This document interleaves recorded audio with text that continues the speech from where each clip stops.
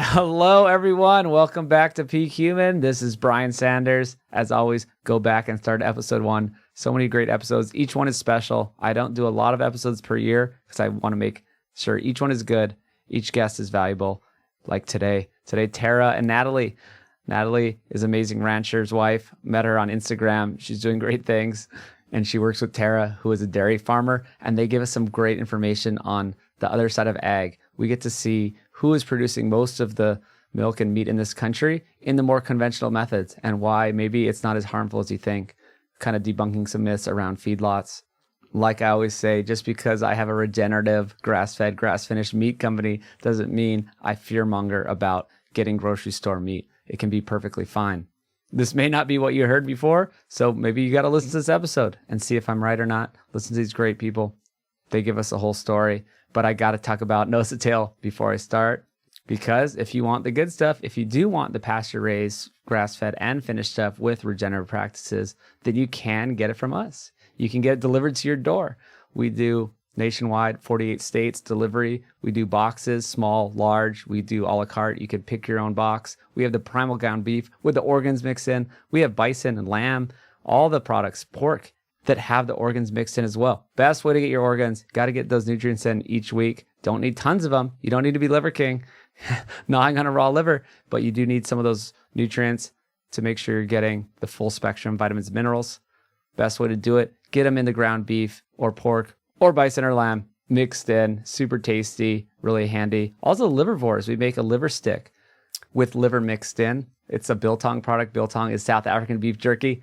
Air dried. This stuff is so good. All of our products are the better versions of products that already exist, but ours don't use sugar, refined grains, seed oils. They don't use added flavors like MSGs or curing agents. It's all good. There's also the body care too. Same thing. Super healthy version of a moisturizer. It does not use all these bogus fragrances and weird chemicals. It uses beef tallow, a little bit of olive oil, a little bit of coconut oil, and some real organic essential oils. That's it. This is the stuff you want to put on your skin. We actually even have deodorant. I've been talking about deodorant for months and months, and we finally have it. Hopefully it'll be on the site today. You definitely don't want to put aluminum on your body every day. It soaks right up into your armpits. No good. You want the animal-based beef tallow deodorant with a little bit of baking soda, a little bit of essential oils, a little bit of coconut oil. It is great. I've been using all the testers for basically a year now. I love it.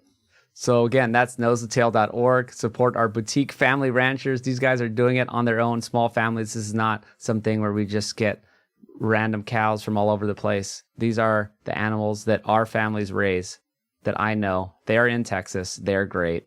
Get it at nosetotale.org. Get the biltong. We even have seasonings. We got the body care. I also have to talk about Element. LMNT. It's electrolyte powder I use. Again, every week I play beach volleyball for hours in the hot sun. I lose a lot of electrolytes.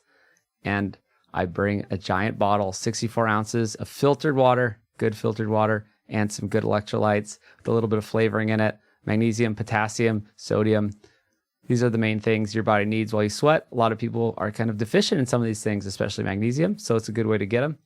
Element or LMNT is a great handy way to get them. They're in little packets. I do use them myself. That's why I wanted to get them on board. They're helping me out. We can help them out. You can get a free sample, actually. They're giving my audience a free sample. If you go to drinklmnt.com/peakhuman, you'll get a free sample pack. They got great flavors, clean ingredients. What's not to like? Support them. Support the great people who work for Element. And let's talk about our guests, Natalie and Tara, a little more. Natalie Kovarik is a ranch wife, mother, and social entrepreneur. She's grown from an Instagram following to include her own podcast, clothing line, and online course, and she now hosts marketing retreats for women in rural lifestyles. We also have Tara Vander Dussen. Tara's a fifth-generation dairy farmer, environmental scientist, farm wife, and mother to 2 girls. She serves as president of United Dairy Women, a charity dedicated to providing dairy to families in New Mexico, a passionate advocate for all things dairy farming. She's proudly known as a New Mexico milkmaid when sharing online. Her mission is to share the truth about dairy farming and weed out the misconceptions about farming and farm life. Together with Tara, they host the DiscoverAg podcast and help women with agriculture marketing with their e-courses and Facebook community, Elevate Ag. So thanks to them for debunking some of the myths out there. Just know that your meat and milk are raised well, probably no matter what. even if it has to be in the bigger feedlot type of operations. A lot of these are just actually family farms that do things pretty well, and they eventually make it into normal grocery stores. So really cool episode. We cover a lot of the myths with just meat in general and dairy, and I think it's a good podcast to share with family and friends to kind of just learn about how healthy meat is and how it's not to be feared. So again, go to nosetotail.org if you want to get the high end stuff from the local families here in Texas doing all the regenerative practices. Get our body care stuff. And that's about it. Please enjoy this one with Natalie and Tara. Hello, we're live with Natalie and Tara. How's it going? Hi. Thanks for having us on today. We're excited to share. Yeah, so excited to be here. Thanks, Brian. Awesome. Yeah, well, it's time to get some more ranchers on board on the podcast. I like to switch it up a lot, do a lot of nutrition stuff, do some sciencey stuff with the PhDs, but now it's time to get back to the roots because I'm all about the meat. I know you two are all about raising animals and milk and eating meat and all that. Quick story. I like to always give a little context for my guests and how I met them or what the story is there. I saw a post by Natalie maybe a year ago about she had a sign. I think you're in a field on your ranch and saying that, just spreading this message that cows are not the problem. Do you remember that post? I reposted it. Yeah, I do. That was before I even had Reels. And I think it was actually fairly early on in the Instagram app where a lot of other people didn't. And that post was shared almost 20,000 times as a hard post. And so I definitely do remember that post. It was a big one for me. And honestly, it wasn't super thought out. I had been I took a play up. Do you know that guy in New York, dude with the sign? Yeah, sign guy, whatever. Yes. Yeah. And I had seen his account and I thought, oh, that's so fun. I kind of want to do something with that in agriculture. And I'd just been sitting on the idea. And finally I was like, I think I said cars are worse than cows. And I had a couple different ones and it definitely got some traction. Well, that was great. Got you on the radar. So tell me more about each of you and what you do. So, Natalie here.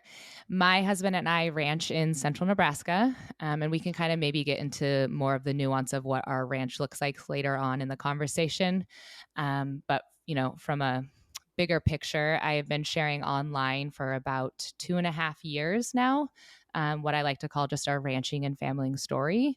And that led me to meet my business partner, Tara, who's on the podcast with us. And together, her and I have come together to kind of, pivot from, I guess we still share individually, but we do a lot together on our podcast, DiscoverAg, as well as another business we have called Elevate Ag. Hi, everyone. I'm Tara Vander Dussen. As Natalie mentioned, I'm her business partner. I'm actually a dairy farmer, so while beef is also a part of our business, I'll be bringing more about milk to the conversation.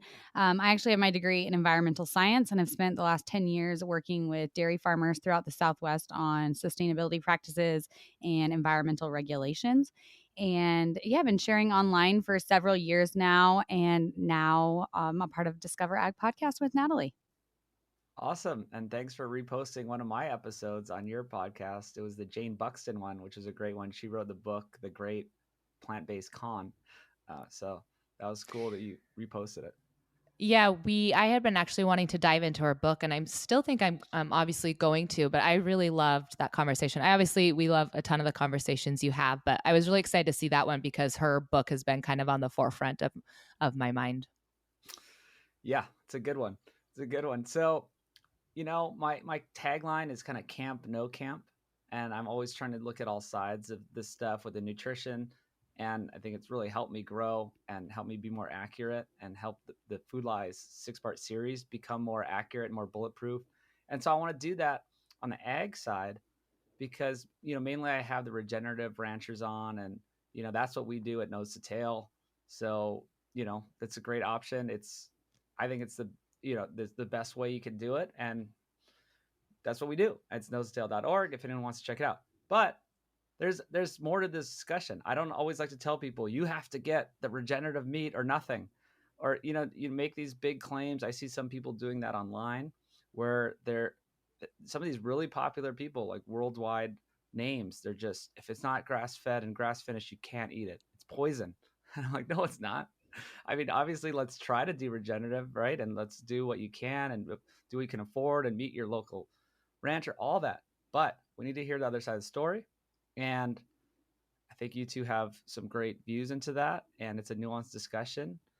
And yeah, I want to hear more about how you do things and just, yeah, the nuances there. So maybe we can start with Natalie, because, yeah, just a side story. I talk to a lot of people through my Instagram, which is great. I get to learn so much. And I've talked to so many ranchers that say, hey, I do a cow calf operation. I do really well. Like, I don't use, antibiotics. I don't do, I don't spray my fields. Like, they're on the grass the whole time. And that's what makes it into your grocery store. Yes, they go to a CAFO at the end. They have the feed lot, the confined animal feeding operation for the last few months. But I do these practices. So maybe you can tell people even what a cow calf operation is, what you do, all that stuff.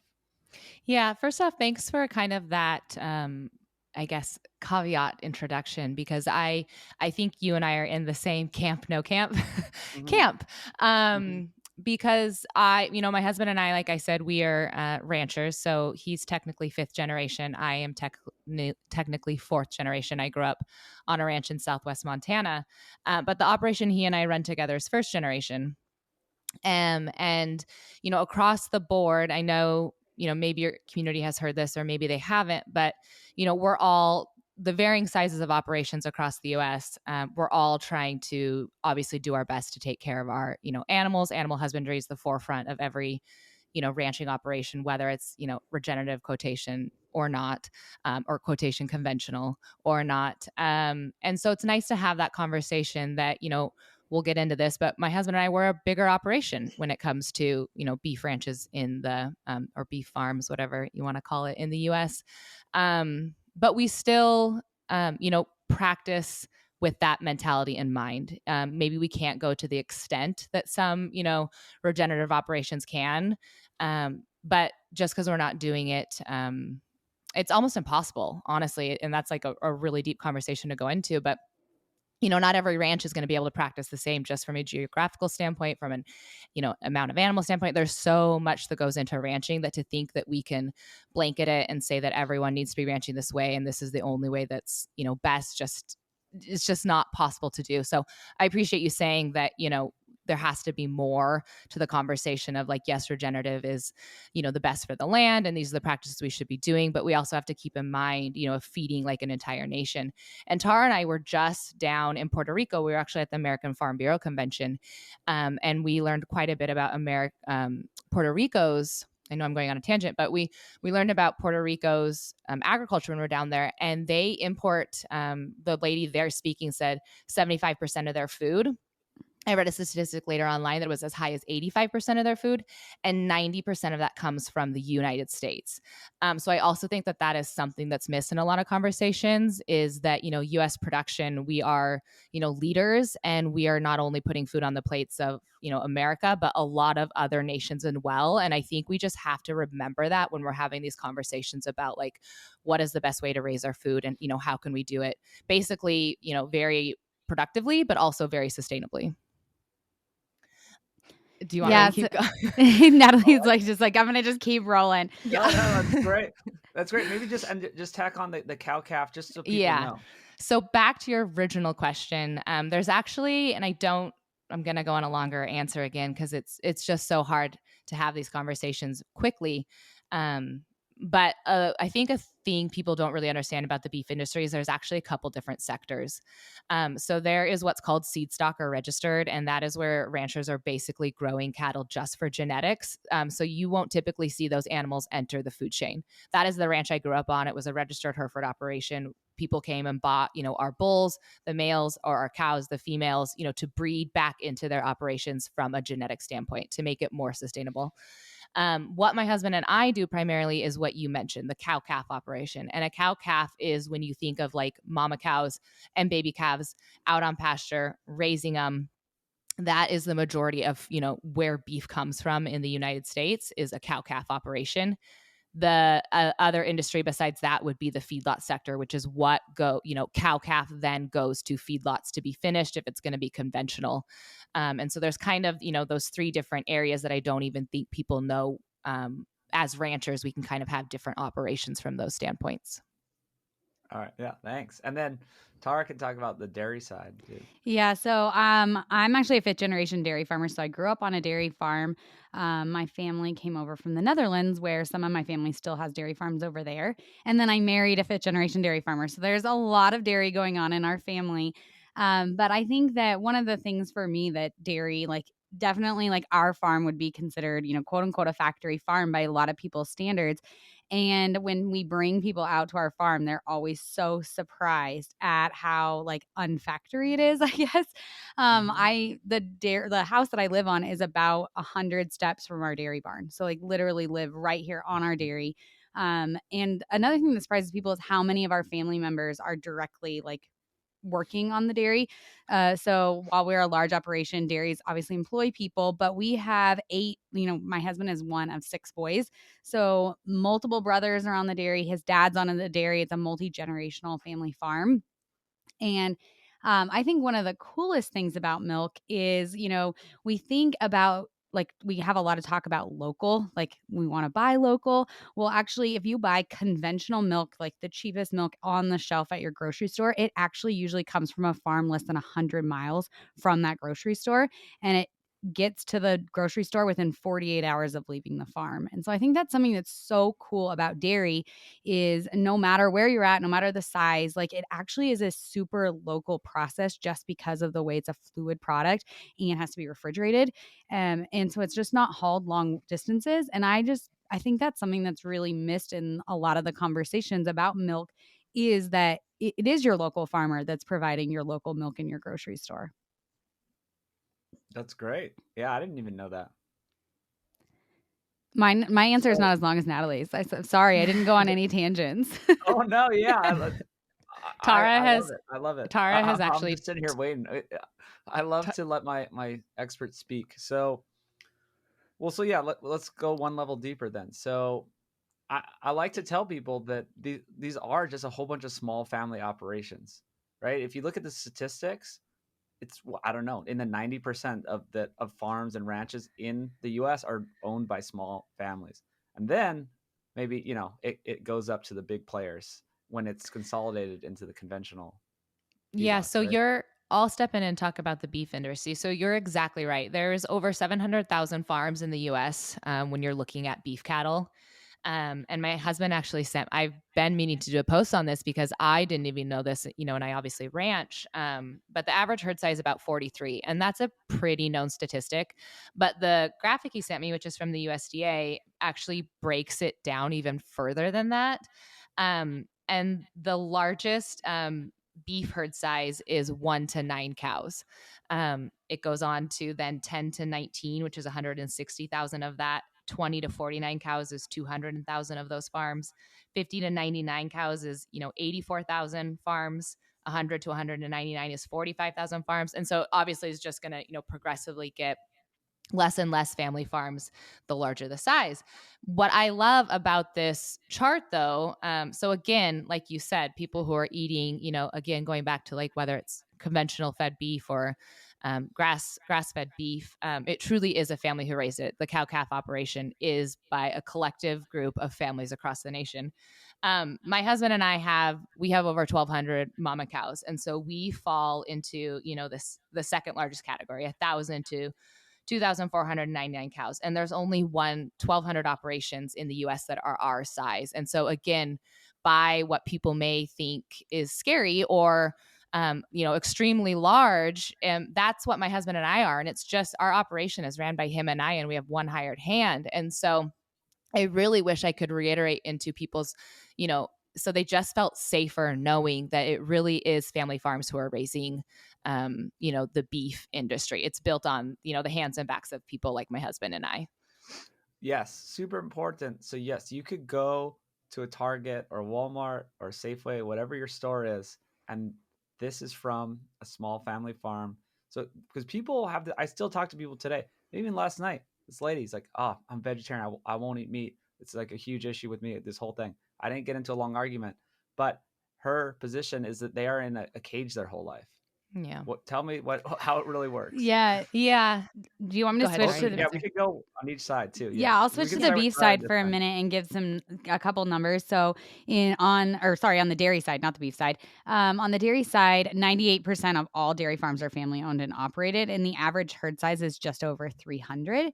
And we have about 30,000 dairy farm families that are providing milk and cheese and yogurt and all those things for all of us. And, here in New Mexico, our herd size is a little bit larger. We're actually the largest average herd size, and we're at about 2,200. So New Mexico is kind of unique in that we have larger herd size. And one of the reasons for that is actually like our landscape, our geography. We have a pretty mild climate where we're located. It doesn't get super hot, doesn't get super cold. And so we have what's called open lot dairies. So our cows are actually, while they're in a corral, it's like a large open corral with shades, wind blocks, where the cows are up moving around. They walk to the barn, they walk back.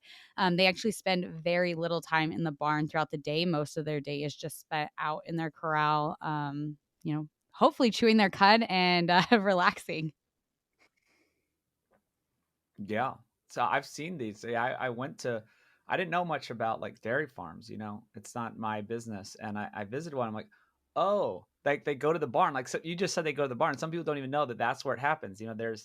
There's the corrals and the fields and whatever around it. And then I watched them. I came in the morning and they just walked to the barn. Yeah, they line up And they kind all of just like piled you in. can set your Yeah. watch by the dairy cows of knowing when they need to go to the barn. So in our farm, they go twice a day. Some dairies do 3 times a day. They walk to the barn, and they're actually milked for less than 10 minutes each time. And then they walk back out to the corral. So that always surprises people about that whole process of like how long they're actually in the barn or where that takes place. And another thing that makes me think of is that cattle are naturally like herd animals. And so they're gonna they instinctively bunch together. And I feel like a lot of people are always like, oh, but when they look at like feedlots or, CAFO operations, for example, that the animals are like in smaller areas together.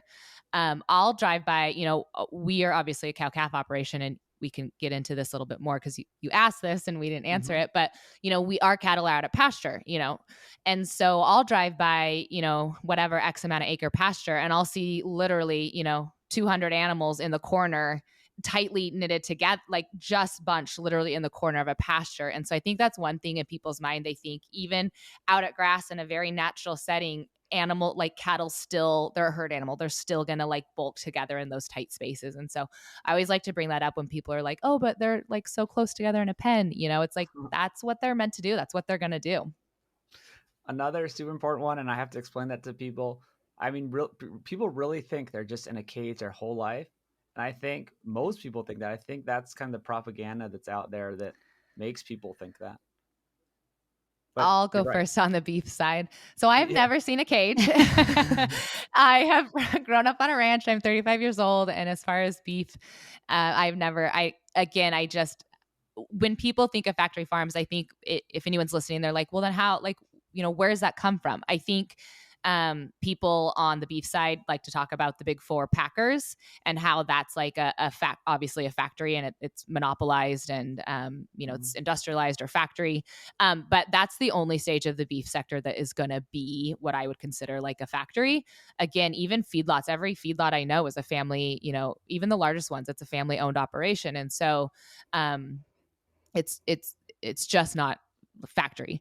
But yeah, when it comes to cow calf, like you said, every animal is going to be out on a pasture for a majority of their life, whether that is conventional fed or grass fed. And so what my husband and I do is we raise the animal usually to a certain age or weight, and then the feedlot will buy it from us, and that's where it's finished. And so the difference in a diet between a conventional, or the time spent out at pasture between a conventional and a fed, a feedlot animal is, average, maybe 4 months is the difference, where they're going to be in that different setting that's not out at pasture. So my husband and I, again, on a cow calf operation, our animals are always out at pasture. That's what we do here in central Nebraska, is we run them on that green grass, and whether it's, again, conventional or grass fed, it's going to be the same. It's just that time spent at the feedlot, those last few months of their lives, that it's really different. Yes. So I think this is doing wonders for people because the majority of people out there have been told that sort of just weird messages about beef. And a lot of them that I talk to just the normal crowd, whatever you call the normal mainstream, whatever lay people, they they're just scared. It's almost ubiquitous. Every single person, they're like, oh well, but I don't eat red meat because of this, and oh, how it works. So I just really hope people understand that this is safe to eat meat. This is like the USDA. I don't like the USDA, but there's actually rules in place to make sure it's safe to eat, and that you're not just like the problems in our world are not because of meat. Yeah. Right? It's not because we're eating conventional meat. It is everything else. It is the processed foods, it's the added seed oils and sugars and refined grains, and there's a million other things that people need to worry about. But the propaganda has made them focus on red meat. I know, it's kind of crazy. I think it kind of goes back to what I said at the beginning. Like if I could get every person to just come out to a ranch or a dairy, I really like it would be so eye-opening and change people's perspective no matter what that is. Like there's 1,000 different ways to style of ranching and dairy farming depending on where you're located. And I just think people would be so impressed if they came out and actually saw what all goes into raising our cattle and how much really like thought and preparation and how much about the cattle it is. I know like from a dairy and from a beef side, the cows like being absolutely like optimal health is absolutely like the highest priority and doesn't make any sense for you to run your business any other way besides having the healthiest cow. We were talking about, like cows herding together. In our pens, actually, we have like a stocking rate. If you put too many cows in one pen, it's actually really like they won't get enough water. They won't get access to feed enough. So like making sure that it is like there's a minimal amount of cattle in each pen is actually something we go into and make sure. We even try to group our pens. Our cows are not out on pasture. New Mexico does not have beautiful green grass. They are in pens. And we even like the amount of science that goes into which cow we put in which pen is unbelievable. We base it on how old they are. We talked about herd mentality. They group up, they find like friends in their group. There's going to be an alpha cow in each pen. Like it's really crazy how much goes into every single one of those decisions that's made about those cows and kind of like their environment. And Brian, it's such a shame because, like you said, there is this, I think, fear-based narrative that people are kind of avoiding animal proteins because they are afraid of them or afraid of something they've heard about them. And it's such a shame. I was listening to a podcast actually fairly recently about, they were talking about touring, all I can say is factory, processing facilities. So she had talked about it from the beef standpoint. And honestly, listening as a rancher, and I have toured one before, and listening, she instilled slight fear in me. I was like, oh my gosh, what did she go see? What was it? How is it so different from the one I saw? And I just, whenever I hear those conversations based on fear, it makes me, one, not only like kind of upset and angry, but two, I just feel so much compassion for the people who are removed from the industry that don't have the background and the knowledge to fall on it like I do to kind of like make a better decision. Because it's not their, it's anyone listening, it's not your guys' fault that you guys haven't seen a farm and ranch. And so my heart goes out to people who are trying to do the best. And some of the information they give them puts so much fear in them. It's just not fair. Mm-hmm. Well, we should talk about the tougher questions. Like there are some bad actors, and you mentioned the big four. These are like the Cargills. So they kind of do have this kind of monopoly kind of at the end of setting the price and distributing it and stuff like that. But then I also want to know if like what can we do better, or are there bad practices in the conventional feedlot world? Because even people who agree and they eat meat, they're like, yeah, but you drive up from LA to San Francisco, you drive up on the 5, and it smells bad, and it's like this huge operation, whatever that is, Harris Ranch or whatever. And they're like, that's not good. I don't know. You tell me, like, do you know about these? Like, what can we do better? Are there bad actors? What's going on? This is such a tough question. I know from the dairy side, there has been a ton of consolidation, and that is something that people constantly talk about. Like our average herd size was 50 cows, I think 30 years ago, and now it's 300. And it is like I know in our situation, I'll use our family farm for an example. Our dairy farm, when I was a kid, it was very popular to, you would like go out on your own. I'm using air quotes. Like when you got old enough, you would go and start your own dairy farm with your family. Nowadays, we're finding that us staying together and being a larger operation as one like family unit has benefits. And I'm seeing this across the board. That like all of my brother or my husband and his brothers and his father are all staying together and being a larger operation. If they all went out and split up, they would be smaller farms individually. And so I think some of that is happening. Obviously, there is, larger dairy, like, larger dairies obviously than us that are different, but I don't think it's all like as bad as sometimes it gets portrayed. Like I just think that things are changing within the industry. I do think this goes back to though, like that you can support your family farms like by just shopping at the grocery store. Like I do think that we have to get past this idea of like that you have to buy directly. Like I'm all for buying directly from the farmer or rancher, but also being able to support those local in grocery store brands as well. So from a beef side, we are not consolidated and will never be. It will never happen. And what I mean when I say that is if you think of like the chicken industry, like Tyson will own those animals, from the beginning to the end. It is more, I guess what people would think of as like industrialized dirt. That will never happen. I just don't think it. I shouldn't like say never happen. I just really hard for me to picture how that would happen in the beef industry, which is why, I always feel really safe and always advocate for going back to family farms. So when you talk about these larger like feedlots, if you want to come at it from like a I guess environmental standpoint, and I know people don't like to hear this, but it's actually there's less carbon, like the greenhouse footprint is actually smaller when you look at a conventional or a feedlot cow versus a grass, just because you're going to have to finish out the grass animal longer, whereas obviously at the point of a feedlot is that it's like quicker. And so there are actually like studies that show that the carbon footprint is less. So I know people don't like to hear that, but I think it's a nuanced conversation, right? So we can't just look at that and say like, oh, well, feedlots aren't bad then because they have a lower footprint. Because one thing I actually advocate pretty strongly on my page is a grazing animal and what they do out at pasture, which I think is something that anyone who's on the vegan or vegetarian narrative is missing in the large scope, is how important grazing animals are for, rangelands and native grasses. I live in what's called the Nebraska Sandhills. It's a very intricate ecosystem. It's a very large ecosystem. I think it's one of the world's largest intact ecosystems, and that is because of cows. Cows are able to graze that land. They're able to, they increase water holding capacity. Their hooves are doing things. The manure is doing things. It's regenerating the ground. Like a grazing animal is so important for the land that obviously you're not getting from, a feedlot standpoint. And so I think there's just so many different ways to look at it. And that's why I can't ever be like one is wrong or one is right. Like, we have feedlots because we in America like our food fast, affordable, in all sorts of areas, right? We have this consumer mentality of the way it's set up, or at least certain not everyone does, but there's a large population that does. And that's how I believe we got to feedlots, is because people wanted more meat faster to feed a growing population. And so I just think there's this, again, going back to like my favorite thing to say, there's nuance in agriculture that we have to understand.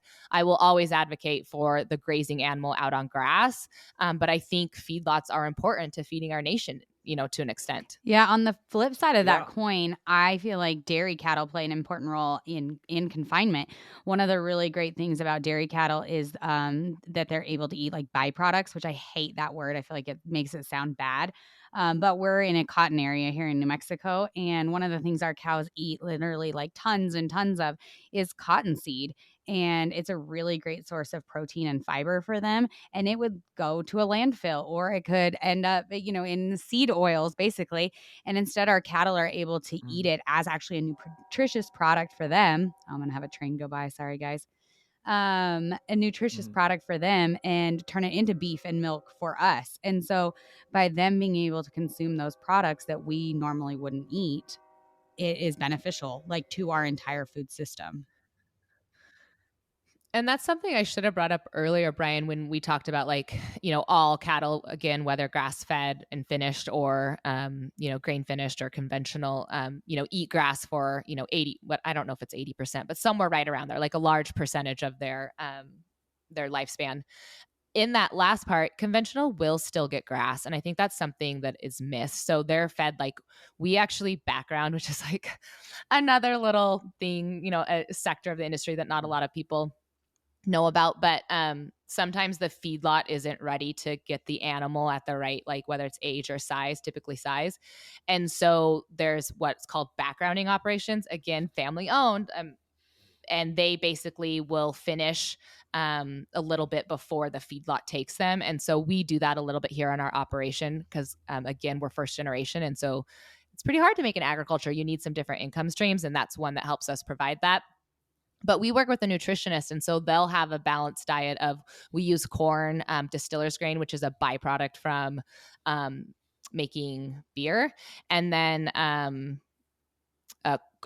hay, sorry, or silage. And so there's, I think, again, people think that the cattle just like go off and they just eat corn if it's corn finished, but they're still getting, like, these things like Tara talked about. They're getting some other, byproducts. They're still getting hay. They're still getting silage. And it just kind of depends on your geographical area of, like, what some of those other things are in the diet. Yes, this is a great discussion to figure this out. And part of this is about efficiency, and I've learned about this over the years, and there's so many arguments. And, like, yes, it is efficient. It's not the best, but it's very efficient. And sometimes we need efficiency. And we know that ruminant meat, red meat, is one of the most nutritious things humans can eat, right? This is like perfect food for humans. This is where we came from. This is how we existed. How we got here was through these hooved animals with the four stomachs, whatever they may be. There's all different kinds, to ungulates as well, different animals grazing and eating their meat. Okay. So this is the healthiest thing that I believe humans can eat.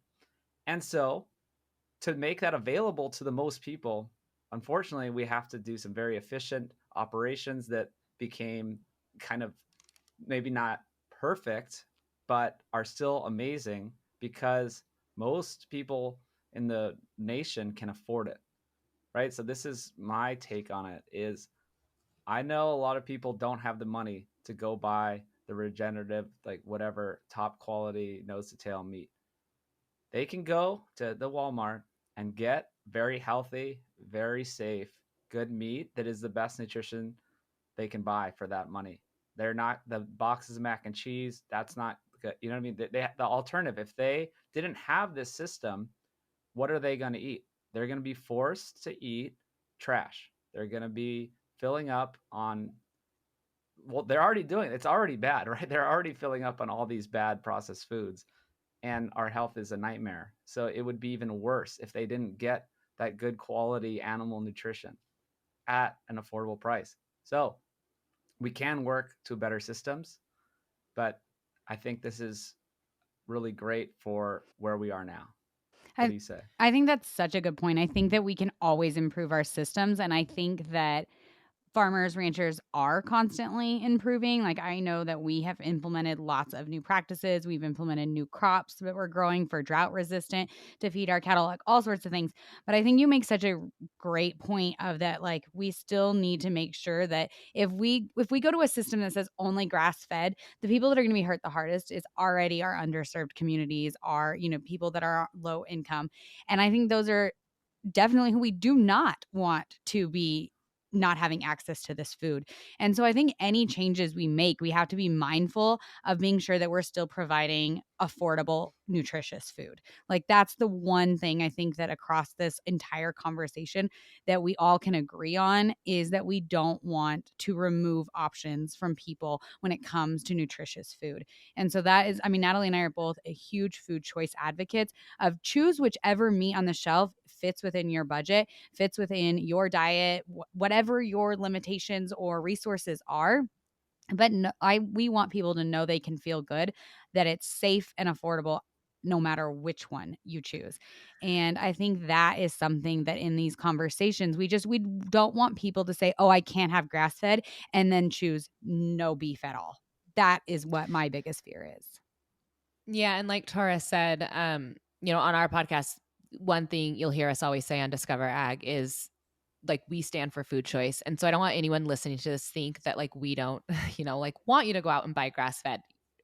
I stand whatever, meat choice you want, or dairy if you want raw milk, or if you want conventional, like whatever that choice is, we want you to have those choices and you have the right to make those choices. And I just, like Tara said, we just don't like when misinformation plays a point where then they're saying no to either of the choices, because like you said, Brian, it is both of them are like milk and dairy are something that's so important for the diet that we can't be like recommending that people avoid them. And I just don't want people to be avoiding them based off of fear or misinformation. So I'm not saying, I don't want anyone to listen and think that like, just because, I don't even call myself a conventional operation. But our beef is sold to a feedlot and enters. So we're part of that chain. We're not a grass fed operation. But I think people would be surprised at, what Tara said. We're all just trying to feed the nation as sustainable as we can. And that looks just a little bit different for every operation.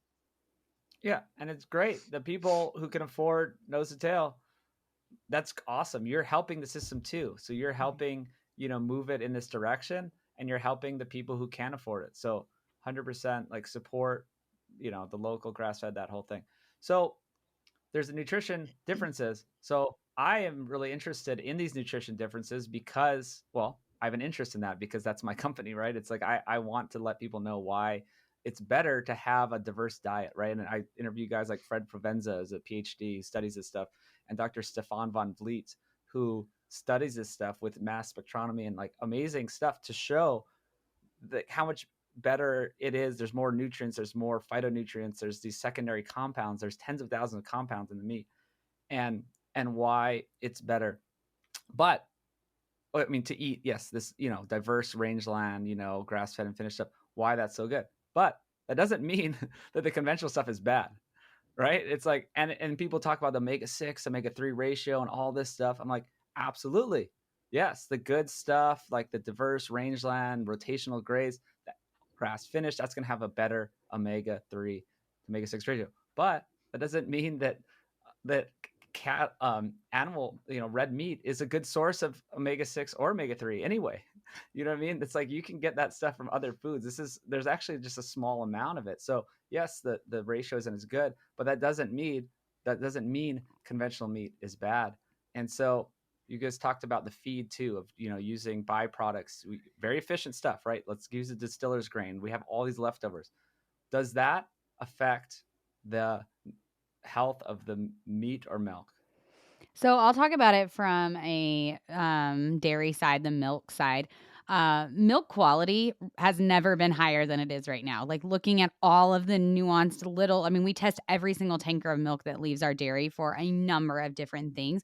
And right now, one of the things that dairies actually get paid for that I don't think people always know is actually like the components, like how high the milk quality is. The higher your milk quality, the more you will get paid. So this goes directly into diet and making sure that the cattle have a well-balanced diet in order to promote nutritious milk. And something like some of the things too, Natalie mentioned that there's this like fear out there that like cattle are only being fed corn. And one of my favorite things to show people is silage, and silage is corn silage. And it is the entire plant is chopped, leaves, stems, all of it is chopped. And it actually looks a lot more like a salad than it does a corn on the cob. It has corn in there too, but it's the entire plant and the leaves that the cattle are eating. And so all of those things actually go into every single component. We have a nutritionist that plans our cows' diets, as Natalie mentioned, and it goes into making that higher quality milk. And so I know, being a lifelong in the dairy, I'm only 34, so I've got a long way to go. But knowing what my grandfather knew, my dad knew, and now I know, our milk quality is unbelievable, and it's because of that nutrition that the cattle is getting. So from a beef side, I think most people, this comes down to the conversation of like, should cattle be eating corn or not? So I don't actually have a degree in animal science or ruminant nutrition. My husband does. He has a master's in ruminant nutrition. My background's actually pharmacy, which I forget to ever mention Mm-hmm. about myself, but I practiced full-time as a pharmacist for all the way up until last year is when I actually stepped away, and I'm just, on the ranch now with my family and, doing the social media stuff.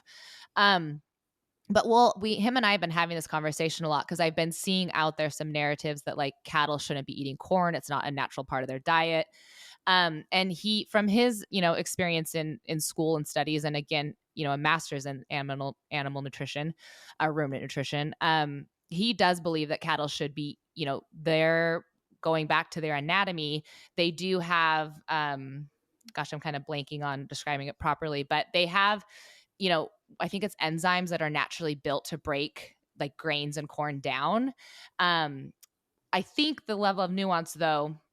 So, and also if you look at like, let's say deer, if you put them in a natural environment to forage, they will forage grains. Like they will also eat corn. And so I guess my personal standpoint is cattle are meant to eat corn. They will graze corn naturally if you put it out there. So I don't think corn is bad from a standpoint of a cattle's diet.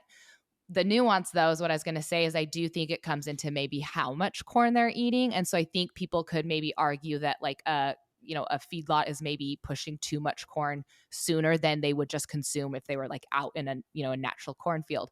I don't really have any science or studies to back that conversation up about like what maybe the feedlot side of pushing the corn is. But as a whole, my answer for like corn in a cattle's diet, I do think it's a natural part of their diet. So I don't fear.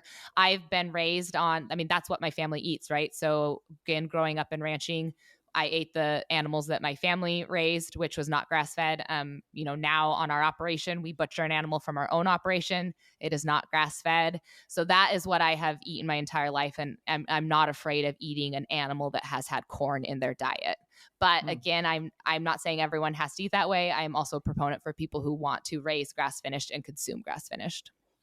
Yeah, absolutely. And well, most of what humans eat is not what we're Right. meant to eat anyway, right? Yeah. Like, oh my God, like we're supposed to just be like, for 99% of human history, we ate animal foods, some tubers, some berries, some honey, just that was it. Then yes, we did get some grains, we cultivated them, but still very different.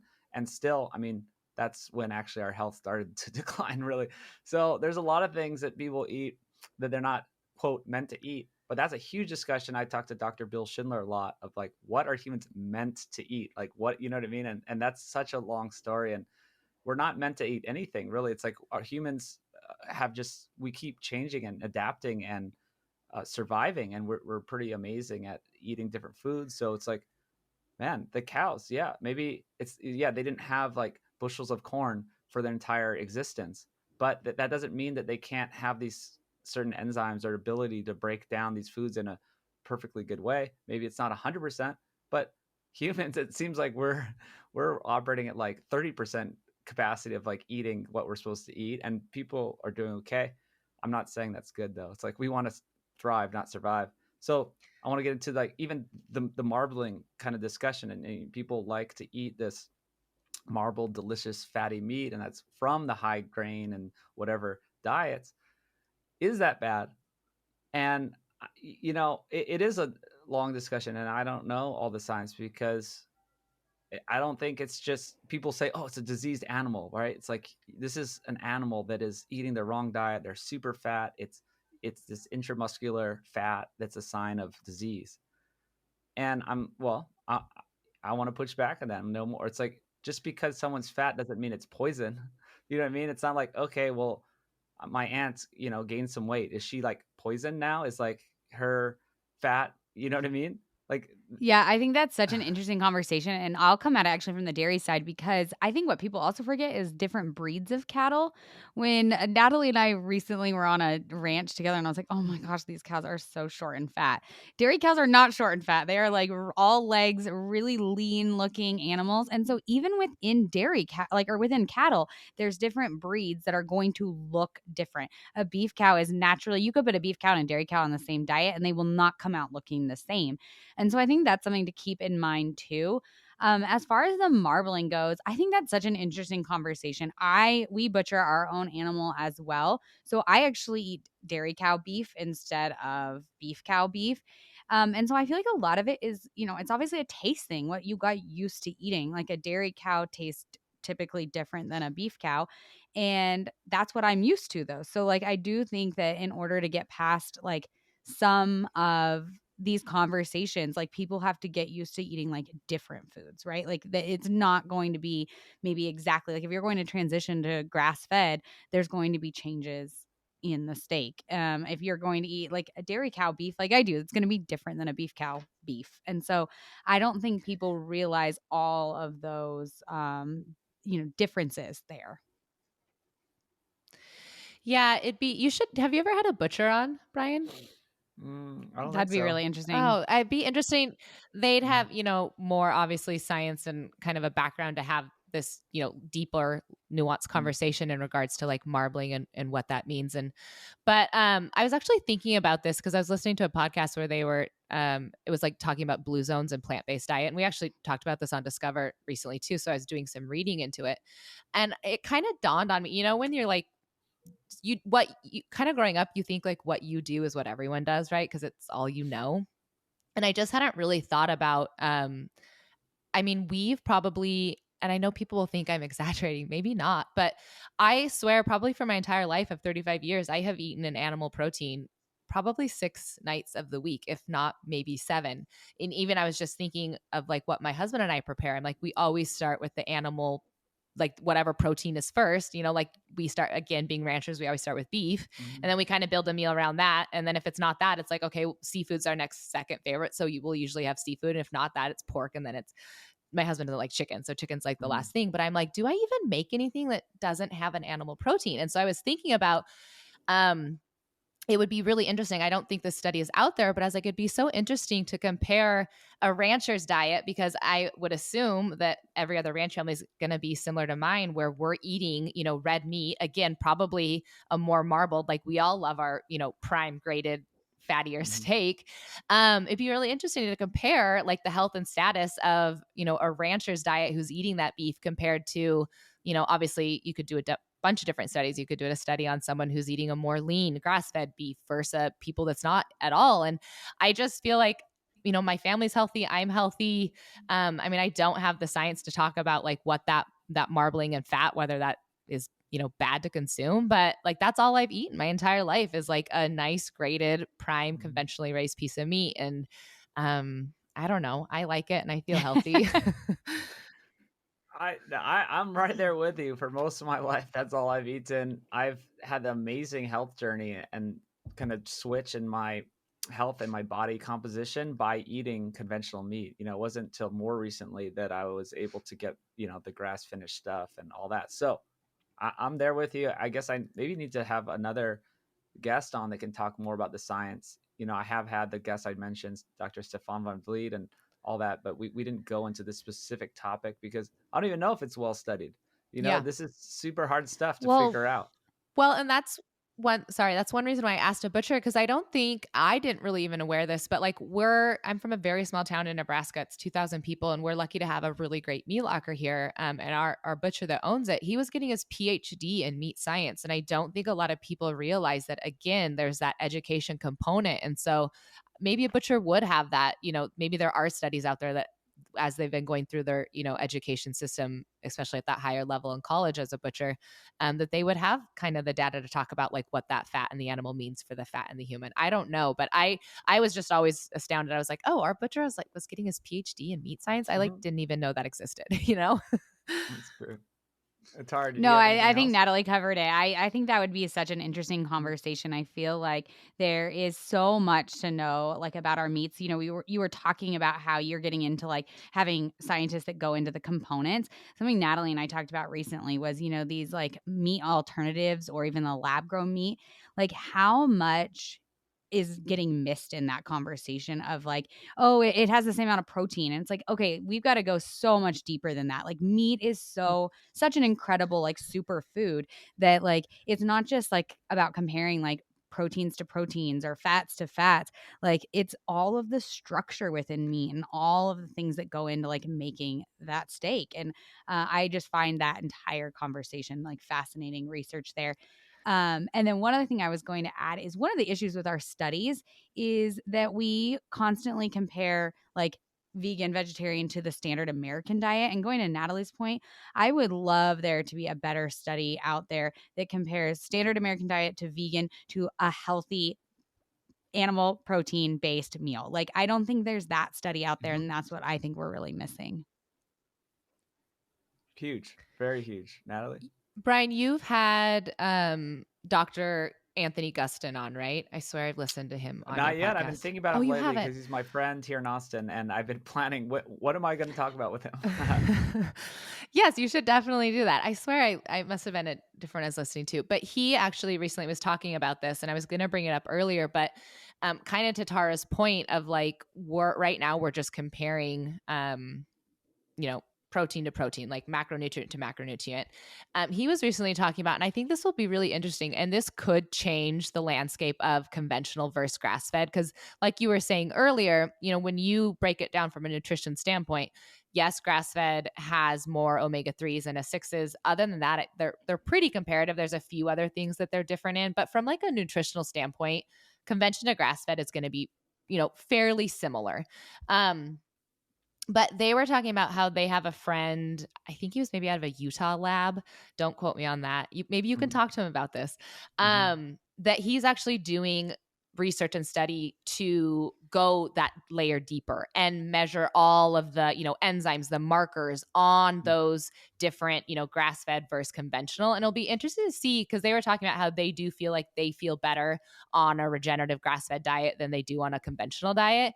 And, if you look at it again from like a lab standpoint, there shouldn't be a difference, but maybe some of those markers do carry something different. So I think it'll be interesting to see what comes out if people start kind of maybe paying attention to that layer deeper from a science standpoint on meat, to see maybe there is, like, as of now, we don't know a difference between the two, but maybe there is going to be some data coming out to show like a difference between conventional and grass from some of those like more, deeper layers. Yeah, I think it is Dr. Stefan von Vliet, because I know Anthony knows about them, and they're doing these studies and they have these labs. And yeah, it definitely is. We do know more. It's very, very new stuff. And we do know more about these secondary compounds. And it's great. But again, like I said, it doesn't make conventionally bad. It's just saying how much better it can be just from these micronutrient standpoint. These are like these phytonutrients that we didn't even know about until very recently. So Dr. Stefan von Vliet's also doing research to show that the Beyond Meat, going back to Tara's point, is not at all equivalent. So those are some of the first studies they did, is that it's not at all equivalent, not whatsoever. Even if it's the same macros, wildly, wildly different. It's never going to be as good. My position is that it's alchemy. I call it alchemy, trying to make a fake meat. You're never going to do it. It's not possible. It's like, because maybe you can mimic the ratios of fat to protein to carb, whatever. You can't do all of the micronutrients and phytonutrients and this and that have come from nature and accumulated, right? This is this bio accumulation of nutrients that are upcycled from the soil to the grasses to the cow to the meat and the fat. It is impossible to replicate. I am fairly certain of that, right? Just recently on our podcast DiscoverAg, we were talking about lab meat, and I mean, I'm sure you can guess Tara and I's standpoint on it. We're not afraid to say that, like, we don't think it's the right choice. But we were laughing because we're like, this is actually literally a factory farm. Like, if you want to call something a factory farm, we should be calling lab grown meat a factory farm. And I just don't understand from a health standpoint how anyone can think that is better, and also from an environmental standpoint, like how they could think that lab grown meat again is going to be better than that like animal out grazing on grass that's part of like the natural ecosystem. Yes. And I think people do probably feel better on the grass-fed regenerative stuff because of these phytonutrients. And I was mid-podcast when I had this idea. Don't remember if it was with Fred Provenza or Van Vliet, that now we think we need this cornucopia of salads and, all these phytonutrients because, well, that's just what we have today. We didn't have grocery stores like the Whole Foods, section with the millions of colors year round at all. So I was like, well, how are humans healthy before, and why is these diets more correlated with healthy people today, right? That have more fruits and vegetables. I think mainly it's because they're eating more whole foods and they're eating less junk. The people who are healthy, it's just a big healthy user bias, where these people, it's also displacement, right? They're eating more fruits and vegetables, and that's displacing mac and cheese and Twix bars, right? And but here's the big thing, that throughout history, maybe our meat did, I mean, I know our meat did have way more phytonutrients and these secondary compounds, these tens of thousands of secondary compounds that they study. We're eating wild game and these animals on pasture. So we got all those phytonutrients through the meat. So we didn't have to eat the whole food salad bar to get these things. And maybe our guts are even in better tact, because you don't have to digest all this like crazy amounts of plant matter. You can have the cow do it for you. And so now, maybe because maybe our meat has lost some of these phytonutrients, that people do find more benefits in eating more of these salads and whatnot. And fine. I don't know. It's just, those are my thoughts on that. Yeah, it's such an interesting conversation. I think it even goes to like going back to studying that like standard American diet. You know, if you're going to be choosing whole foods and plants and, you know, a well rounded diet of animal protein and plant nutrients as well, like, are you less likely to be drinking alcohol? Are you less likely to be smoking? Like, I think that it really gets into so much more and such a layer deeper that these studies don't go, that it's just like, oh, you're either like vegan or a standard American. And it's like, no, there's lots of layers in between all of those different things that we haven't looked at. And it'll be, I mean, I hope that research done, because it'll be so interesting to see all of those details. Mm-hmm. Yeah. Well, I think we will. I think there's like kind of two societies forming, and I see this divide getting bigger, right? It's like the people who are just on autopilot, just eating garbage, and then there's the people who are focusing on health. And these are the people that I hang out with, and you guys, and it's just like you could just see the difference in the vitality. People show up to my spot, the Sapien Center in Austin, and they're like, why is everyone so healthy? What's up with this place? And I think it's just going to continue to go that way. And then at some point, we're going to just have to study us. They're going to be like, this is a different species of human. So let's get to the environmental side, though. So before we got on air, we were talking about the climate stuff, and that's a huge discussion. And I push back on some of this narrative. It's like, yes, the climate's changing, but like, is this human cause? And I don't think we're making a big dent, and I don't think there's a big consensus. I don't think, that this is some crisis that it's human cause, and I just think there's a lot more to this story.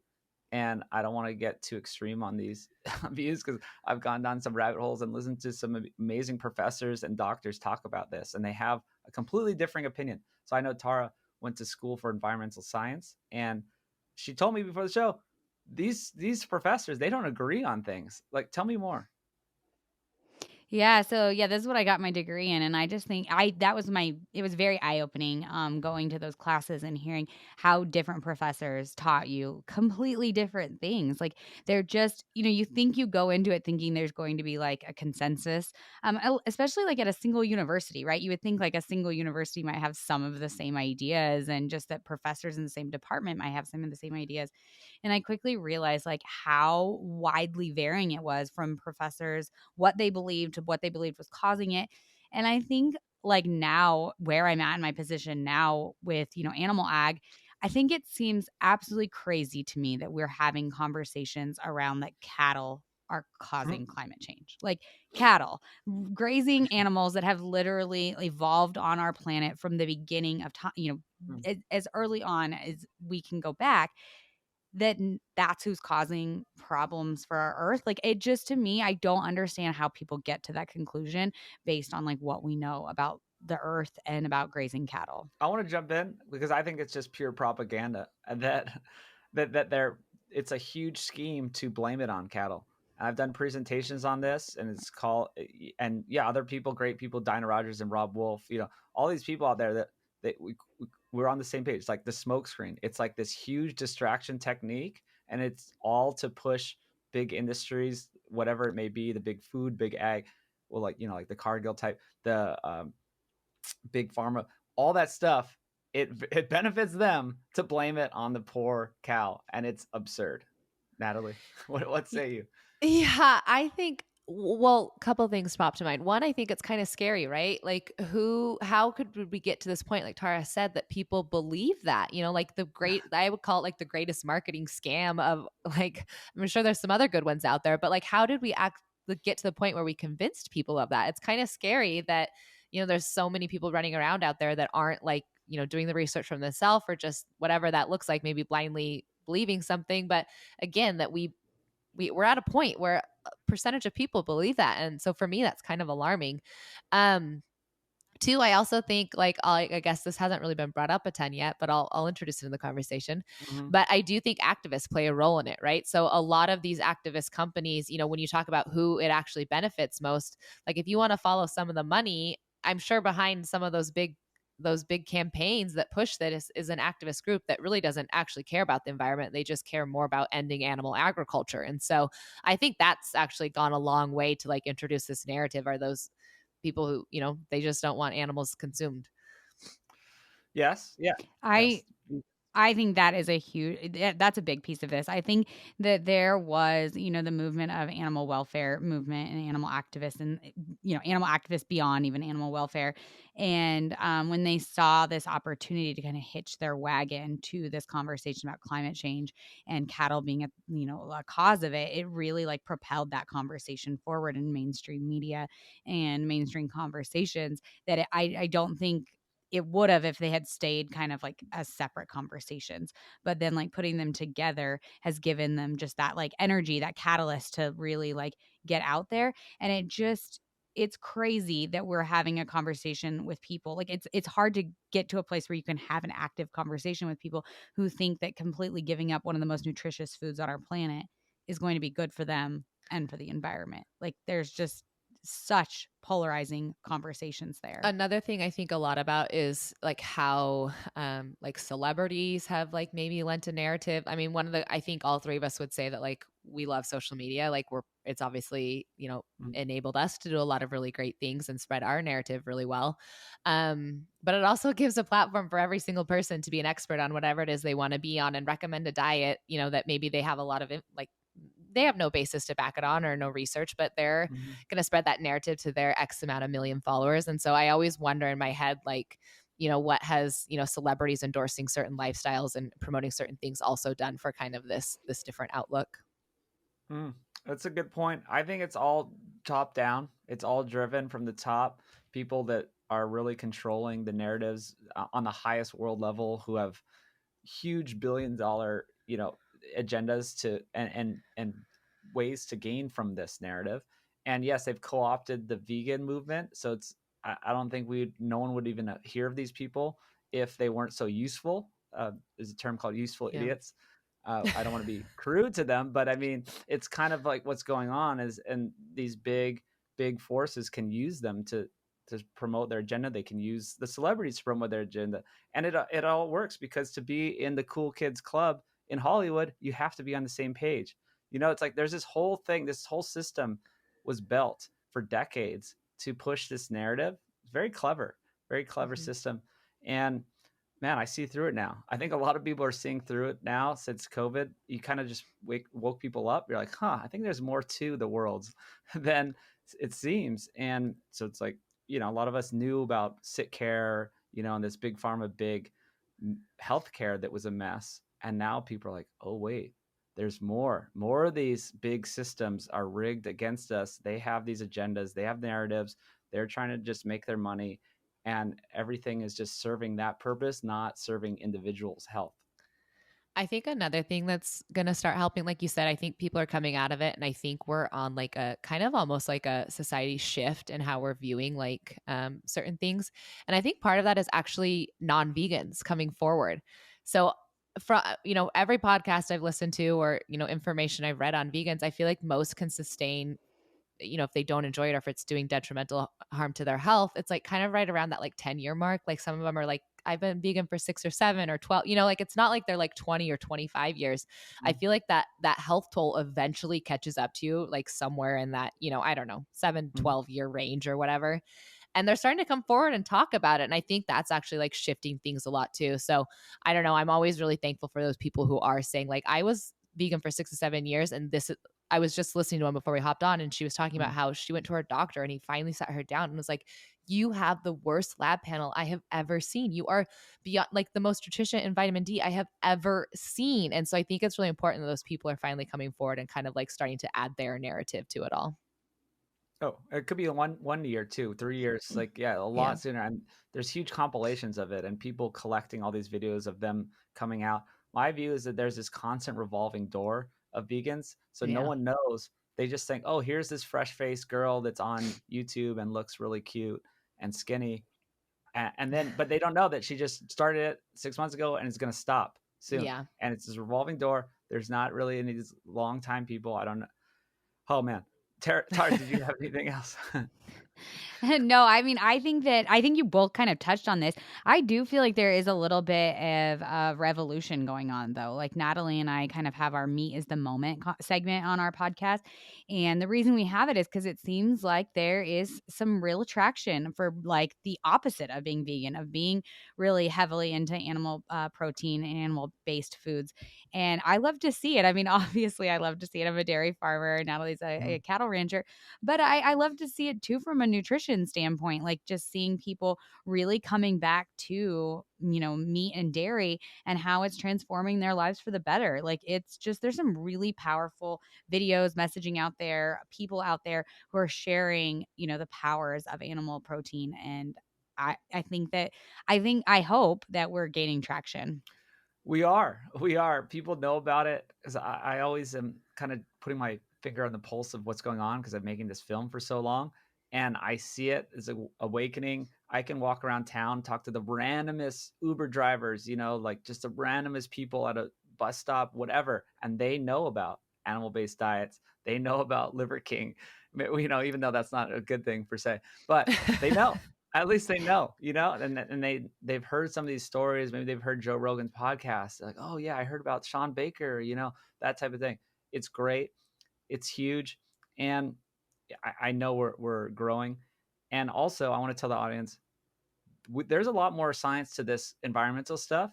I mean, this is not, what we're talking about today, but there are experts like Dr. Frank Mitloehner, who I've interviewed. So you can go back and look up that podcast. It's Mitloehner, Mitloehner. Find that podcast. He does videos you can find on YouTube. There's so much else out there on this stuff because I don't want people listening to be like, oh, well, they just like threw around some opinions and anecdotes, about cows not being the problem. They are not the problem. We're just not covering it all right now. It's a big scientific discussion and it takes a lot to understand why they're not the problem. So I think I want to say that because I think this is a great podcast for new people. I want to send this to all my friends and family that just kind of are dipping their toes in, they don't know, they're still scared of meat. They don't know that all about this stuff. And I think you two have done a great job to let people know who's behind this milk and beef that they're getting. I'm glad you mentioned Dr. Mitloehner. He's such a great resource if you're getting into that conversation about the environmental impacts of cattle. Like he does amazing research, but also just does a great job of conveying his research for people to be able to understand and take home points about it. So I love that you've interviewed him and directed people there. Awesome. So, well, we can wrap this up, but Natalie, you were a pharmacist. I don't know. I guess you weren't in there, actually seeing patients and like getting involved with their health. But do you have any insight in this like kind of standard medical system? Do you have any thoughts? No, I mean, given a background, where my job was built on medicine, I always stand by that food is like the ultimate medicine first. And so I think that there are, again, it's a nuanced conversation. I think there are issues with like, maybe our pharmaceutical industry or, the healthcare industry. But there's also times when you're going to want, the big, the big healthcare industry on your side for certain diseases and stuff. And so I've always been a proponent of like food is the most important thing we can put in our body. And I've always been a proponent for like trying, to, like lifestyle changes before medicine. But I've also, seen a lot of research and done a lot of studies of, there's good medicine out there that, we're thankful to have to treat us in certain situations. And so Yeah, it's kind of another nuanced conversation. That's what I was going to say. Another nuanced conversation, but food is medicine. Yeah, diet and lifestyle, obviously huge. Tara, anything else before we go? No, thanks for having us on. If people want to find us, you can find us over on DiscoverAg, where we kind of get into some of these conversations more about just day-to-day life of agriculture. That's great. And Natalie, your Instagram, and also, do you have one, Tara? Yeah, you can find me at Tara Vander Dussen on Instagram. And then at DiscoverAg_ is our podcast Instagram page. Yeah, my Instagram is my personal name as well. So it's Natalie Kovarik. But the best place to find us for any podcast listeners who enjoy podcasts, like Tara said, is our podcast, DiscoverAg. Good stuff. Well, thanks for coming on and spreading the good word and being women who eat meat. I'm still trying to find a girl that eats meat. I know 2 in my entire life, and it's only because they're in like this Austin like health scene. I still walk around Austin and normal folks, girls scared of meat. It's crazy. I'm telling you, it's crazy. That's terrible. No, first date you got to order a steak. Yes, that's gonna be my new tactic. It's like, we're going to a steakhouse. Yeah. Yeah, you'll weed them out quickly that way. Yeah. All right. Well, we'll put the links to your stuff in the show notes. Thank you so much. Let's talk again.